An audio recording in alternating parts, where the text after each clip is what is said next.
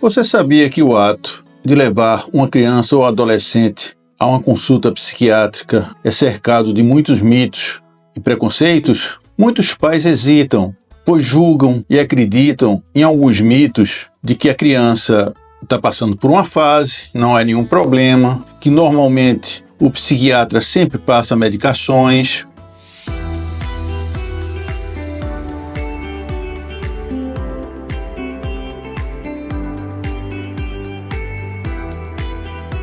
Olá, seja bem-vindo ao Porto Psique 360. Meu nome é Marcelino Bandim, sou médico psiquiatra, doutor em psiquiatria, especialista em psiquiatria da infância e adolescência. No vídeo de hoje, vamos desmistificar o trabalho do psiquiatra da infância e adolescência, explicando qual é sua função, como ele pode ajudar a criança e o adolescente, qual a diferença entre o psicólogo e o psiquiatra, como é feita a avaliação psiquiátrica, quais os principais sinais de alerta ou sintomas para que você procure ajuda de um profissional. Aprofundaremos algumas questões que julgamos relevantes, então vamos ao vídeo. Você sabia que levar uma criança ao psiquiatra ainda é cercado por muitos tabus e preconceitos? Muitas famílias hesitam em buscar ajuda por medo de julgamentos ou por acreditarem em mitos, como levar uma criança ao psiquiatra é sinal de fracasso como pai, ou crianças não têm problemas sérios, são apenas fases. No entanto, a verdade é que a saúde mental na infância e adolescência é tão importante quanto a saúde física. Muitas dificuldades podem ser tratadas de maneira eficaz quando identificadas precocemente, ajudando a construir uma base emocional sólida para o futuro. Neste vídeo, vamos desmistificar o trabalho do psiquiatra da infância e adolescência, mostrar como essa especialidade funciona e como ela pode ajudar famílias a enfrentarem desafios. Responderemos perguntas comuns. Explicaremos quais as atribuições do psiquiatra da infância e adolescência e a importância de uma especialidade já reconhecida pela Associação Médica Brasileira e Associação Brasileira de Psiquiatria, assim como falaremos sobre os sinais de alerta para buscar ajuda profissional. Quando ouvimos falar de um psiquiatra infantil, muitas dúvidas surgem. Ele só receita medicamentos? É a mesma coisa que um psicólogo? Antes de responder, é essencial entender o que essa especialidade abrange. A psiquiatria da infância e adolescência, antes conhecida como psiquiatria infantil, é o ramo da medicina que se dedica exclusivamente à saúde mental de crianças e adolescentes. Exige que o médico seja especialista em psiquiatria geral, seguido de treinamento específico em saúde mental, voltado para a infância e adolescência. O psiquiatra especializado em crianças e adolescentes é um profissional médico que, após a formação em medicina, especializou-se na prevenção, diagnóstico, tratamento e acompanhamento de transtornos mentais em crianças e adolescentes. Seu trabalho vai além de tratar somente os sintomas, pois envolve compreender o impacto dos fatores biológicos, emocionais e sociais no desenvolvimento da criança. O psiquiatra da infância e da adolescência foca na prevenção, avaliação, diagnóstico, tratamento por meio da psicofarmacologia, isto é, pode prescrever medicamentos quando necessários. Investiga condições médicas que possam estar relacionadas aos sintomas apresentados, como transtornos neurológicos ou hormonais, elabora o planejamento do tratamento, orienta os pais e os familiares sobre como lidar com questões relacionadas à saúde mental na infância e adolescência. Pode também solicitar determinados exames médicos, e, quando capacitado, utilizar algumas técnicas psicoterápicas, como a terapia cognitivo-comportamental, TCC, assim como elaborar laudos específicos quando solicitados por outros profissionais da área de saúde. Em termos legais, o psiquiatra é o profissional responsável pela elaboração do diagnóstico, atribuição esta, exclusiva dos médicos. Normalmente, trabalha em conjunto com outros profissionais de área de saúde mental, como psicólogos ou com equipes interdisciplinares, compostas por psicólogos, terapeutas ocupacionais, neuropediatras, pediatras, fonoaudiólogos, dependendo de cada caso avaliado. Embora as funções de psiquiatras e psicólogos sejam distintas, ambas as áreas frequentemente trabalham em conjunto. Essa colaboração permite uma abordagem mais ampla e eficiente, garantindo que a criança ou adolescente receba o cuidado integral de que precisa. Muitas famílias hesitam em procurar um psiquiatra infantil devido a preconceitos e mitos que cercam essa especialidade. Esses tabus não só dificultam o acesso a um diagnóstico precoce, mas também podem impedir que crianças e adolescentes recebam o cuidado necessário para superar desafios. Vamos desmistificar os mitos mais comuns. Primeiro, levar uma criança ao psiquiatra é sinal de fracasso como pai. Essa crença é um dos maiores obstáculos para que famílias busquem ajuda. No entanto, recorrer a um profissional não é um sinal de fracasso, mas de responsabilidade e amor. Assim como levamos nossos filhos ao pediatra quando eles estão com febre, buscar um psiquiatra para tratar questões emocionais ou comportamentais é uma atitude de cuidado. Reconhecer que a criança precisa de suporte é um passo essencial para garantir o bem-estar dela. Segundo, crianças não têm problemas sérios, são apenas fases. Embora seja verdade que mudanças comportamentais podem fazer parte do desenvolvimento infantil, algumas dificuldades vão além disso. Transtornos de ansiedade, depressão e até mesmo distúrbios do espectro autista podem começar na infância. Ignorar sinais de alerta com a justificativa de que são apenas fases pode agravar os problemas ao longo do tempo. O diagnóstico precoce permite intervenções que aumentam significativamente as chances de recuperação.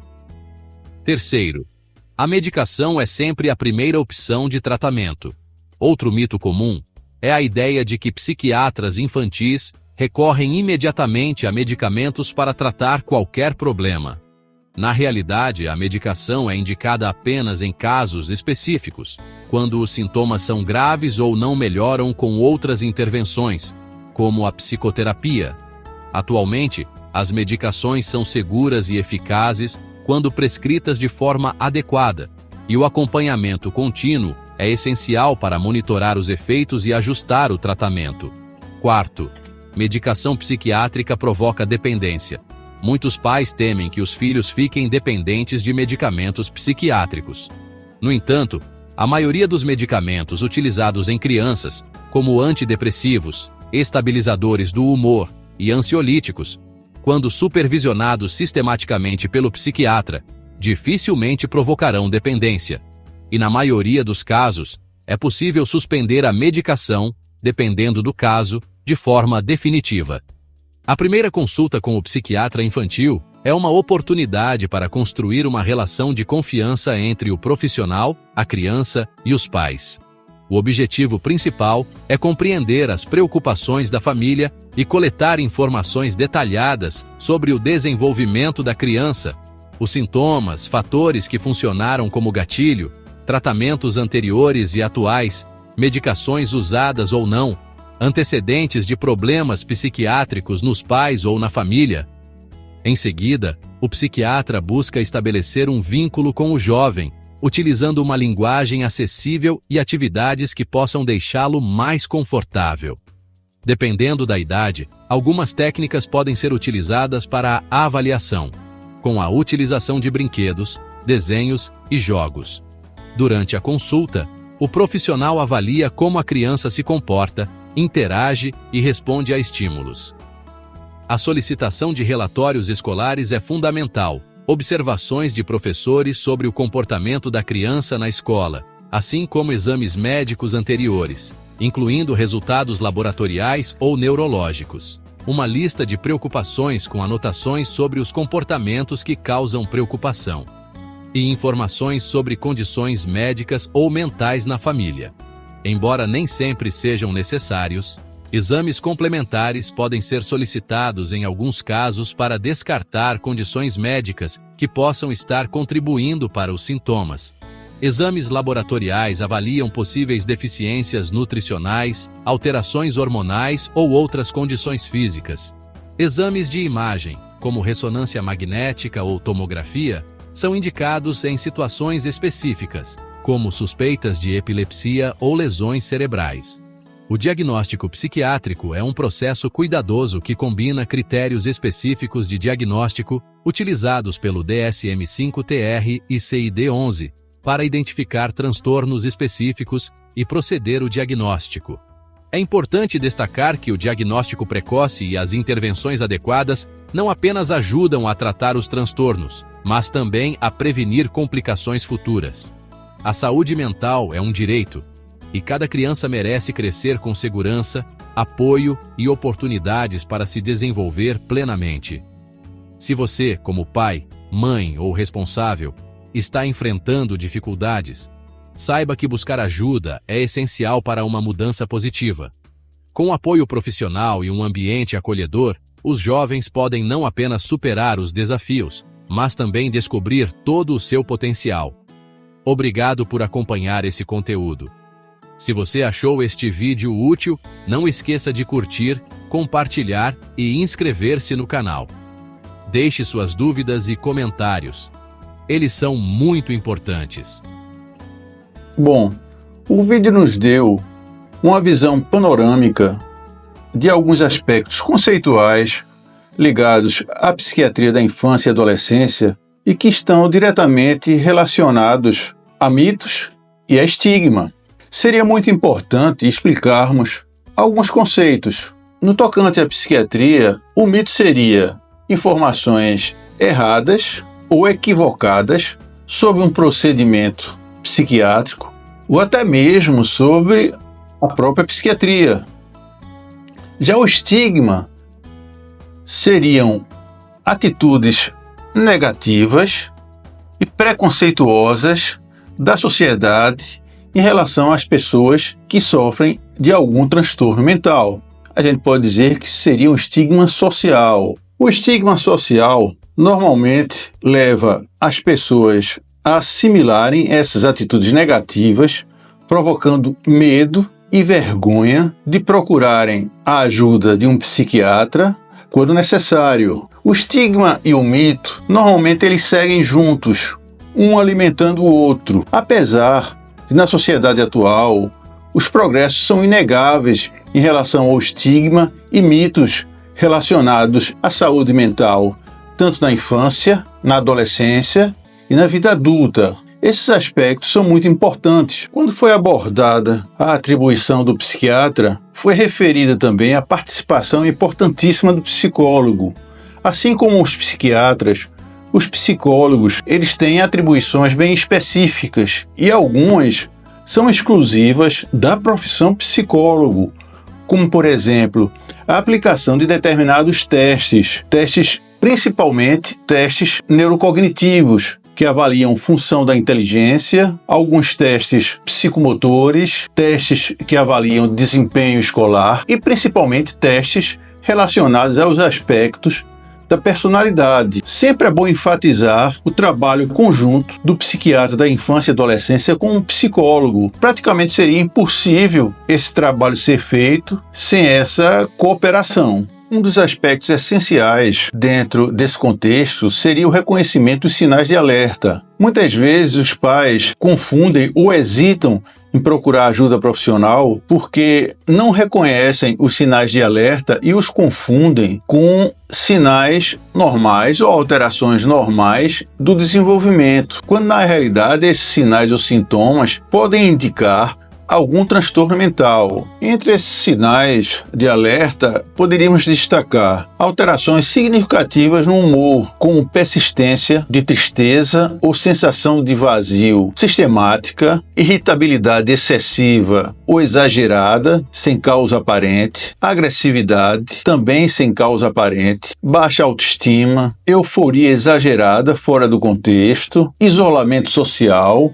Normalmente a criança deixa de interagir com os pais e os colegas, preferindo ficar isolada. Sentimentos de inutilidade, dificuldades escolares expressadas na forma de queda do rendimento escolar, provocada por diminuição da concentração, esquecimento, desmotivação para estudar, recusa em ir à escola, o medo em escola, que está normalmente relacionada à ansiedade de separação ou ansiedade social, e até mesmo bullying ou demanda excessiva da escola em relação à criança. Podem aparecer também sinais físicos ou somáticos, ou queixas físicas ou somáticas relacionadas ao estresse, como, por exemplo, dificuldades relacionadas ao sono e o apetite, queixas frequentes de dores de cabeça e dores no estômago, infecções recorrentes ou até mesmo doenças recorrentes, normalmente resultantes de queda no sistema imunológico, oriundas de um estresse, de um provável estresse que a criança está passando, comportamentos autoagressivos, qualquer menção de automutilação ou pensamentos recorrentes de que a vida não vale a pena. Essas situações, podemos dizer que são situações emergenciais, são situações onde os pais devem procurar o quanto antes a ajuda profissional. Podemos observar também alguns comportamentos dito regressivos ou atrasos em marcos do desenvolvimento, como, por exemplo, voltar a fazer xixi na cama, necessidade exagerada de atenção, medos exagerados, não compatíveis com a idade, como medo de escuro, medo de ir para a escola. São sinais importantes, são sinais que denotam um comportamento ou sinais de alerta relacionados à involução do desenvolvimento, ou seja, atraso ou regressão no desenvolvimento. É muito importante que os pais